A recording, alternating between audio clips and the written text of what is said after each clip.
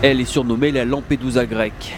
C'est à Lesbos, sur cette île à l'est de la mer Égée, que l'on trouve l'un des plus importants camps de réfugiés de Grèce, la Moria, où s'entassent près de 9000 personnes. Cet été à Lesbos, comme dans les autres îles égéennes, le flux migratoire a quasiment doublé depuis l'an dernier.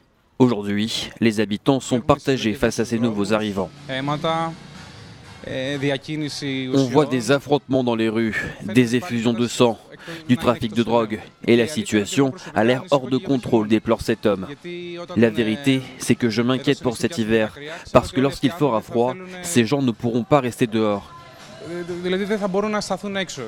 Et je crains qu'ils essayent de s'abriter dans des bâtiments abandonnés, ce qui, comme vous l'imaginez, aura des conséquences sur les alentours.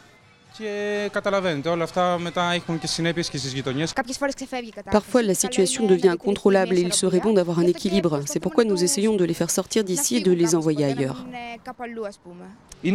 C'est une petite communauté ici, et quand on grandit avec les mêmes personnes, que tout le monde se connaît et que l'on voit soudainement tant d'étrangers arriver, c'est un sentiment gênant, et je le comprends. Mais les extrêmes ne peuvent être justifiés. Le même jour, des dizaines de militants antifascistes ont défilé dans les rues de Lesbos en hommage à Pavlos Fyssas, figure de la défense des réfugiés et assassiné il y a 5 ans par un membre du parti d'extrême droite, Obdoré.